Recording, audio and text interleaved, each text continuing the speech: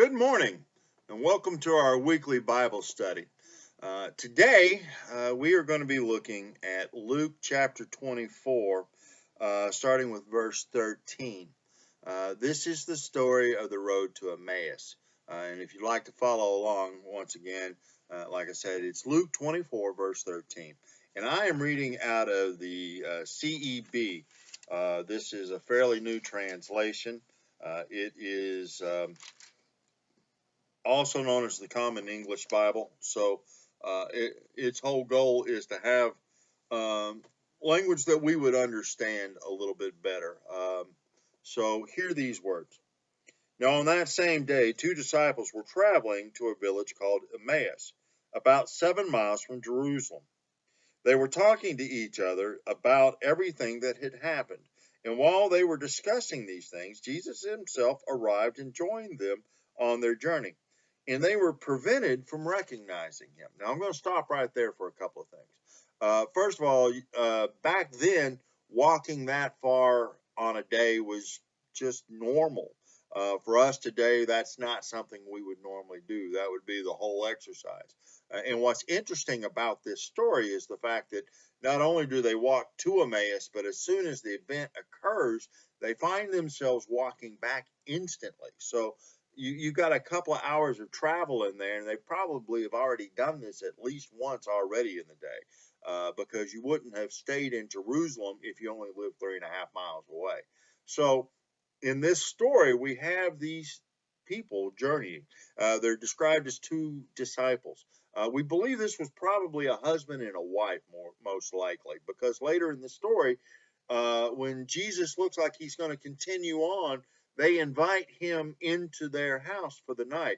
Now, this is an important part of the culture. This is part of the hospitality. If you go back to Sodom and Gomorrah and that story, the whole point of that was Lot was actually trying to prove hospitality, and his neighbors in Sodom and Gomorrah, what they were guilty of was inhospitality. The fact that they were wanting to abuse these visitors, these aliens, and so that's the whole story of that. And so here we see these folk showing hospitality. No, stay at our house, stay for supper. And as this journey goes on, this is going to become more important. Now, it also talks about here how they were not able to recognize Jesus at the time. This is another thing that comes throughout the Gospels, especially, but throughout the entire Old Testament, where angels are not able to be recognized originally until all of a sudden the person does realize, hey, wait a minute, I'm in the presence of something different. So this is another one of those cases. In other parts of the gospel, Jesus does this with Mary Magdalene at the graveside that same day. So this is not unheard of. This is a common theme. So anyway, he said to them, "What are you talking about?" As they walked along, and they stopped and with their faces downcast. The one named Cleopas replied, "Are you the only visitor to Jerusalem who is unaware of the things that have taken place there over the last few days?" And then he starts talking about Jesus' death and how he had died on the cross. And not only that, but evidently somebody has stolen his body. They had buried him on Friday evening, right before sundown. And now here it is Monday or Sunday rather, and they can't find him. And so this has them very concerned and they're upset. But Jesus then starts trying to explain to them, no, this is what had to happen. And Jesus literally starts speaking to them through the Old Testament and shares the whole message and the whole story of salvation from the beginning. And that's when they find themselves on the outskirts of town. Now, Jesus acts like he's going to keep going on, that he's going to travel on. But they say, no, we want you to come stay with us. And so while they're there, Jesus seems to have had some tendencies that seem to be markers. And we see this in a couple of places. But anyway, as soon as Jesus blesses the food and breaks the bread, there was something about how he did it that they had seen so many other times that they all of a sudden realized who he was. It was how he said the prayer. It was how he broke the bread. Whatever it was, there was something about his mannerisms that actually keyed into them, hey, this is Jesus. This is the one who rose from the dead. We also see this when Peter and we believe John go into the tomb, and they find that the clothes or the cloth that had been wrapped around Jesus's body is all off to the side. It's at the bottom of the table that they would have had the body on. But the face shield, the napkin that they used to cover the head, was folded in a certain way, and the way it's described in the verse, it seems like Jesus may very well have had a way that he folded his napkin at the end of a meal. But there was something about how he folded that one cloth that clued people in that, hey, something different is happening here. This is not the normal thing. And so we find ourselves in this discovery that, wait a minute, this is a new world. This is a new creation. This is a new thing. And then later, as soon as they recognize Jesus, Jesus disappears. And let me read from verse 28. When they came to Emmaus, he acted as if he was going to go on ahead. But they urged him, saying, "Stay with us. It's nearly evening, and the day is almost over." And so he went in to stay with them.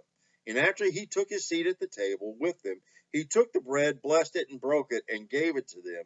And their eyes were opened, and they recognized him, but he disappeared from their sight. And they said to each other, "Weren't our hearts on fire when he spoke to us along the road, and when he explained the scriptures to us?" And here's the key thing. Here's what happens immediately after this. Then they got right up, and then they returned to Jerusalem, and they found the 11 and their companions gathered together. And they were saying to each other, "The Lord really has risen. He appeared to Simon." And then the two disciples described what had happened among the road and how Jesus was made known to them as he broke the bread. Now, this is also an allusion to communion and how we are discovering Christ as we break the bread, and as that is a part of our custom, and as that is a part of our tradition. But we can also look at these times and in these ways, and how throughout our lives we find ourselves living as we live, and then all of a sudden we discover we're in the presence of God. Many of us have had this occur to us in many different ways, whether it be the birth of a child, or whether it be a near-death experience, or maybe it's just a time of isolation or an aha moment in the mountains or on a lake or in church.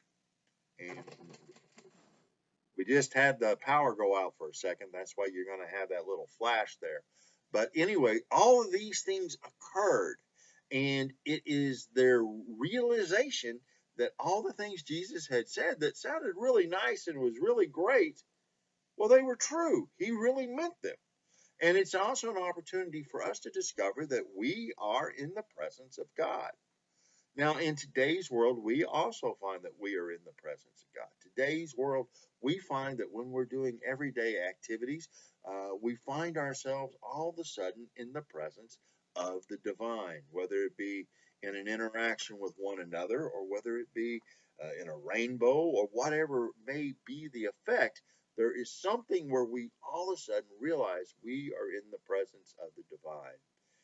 That is the story of Easter. That is the thing that we need to always remember, that Easter is something we celebrate not once a year, and it's not one Sunday in March or April, but that it is an everyday experience. Jesus didn't raise from the dead one day.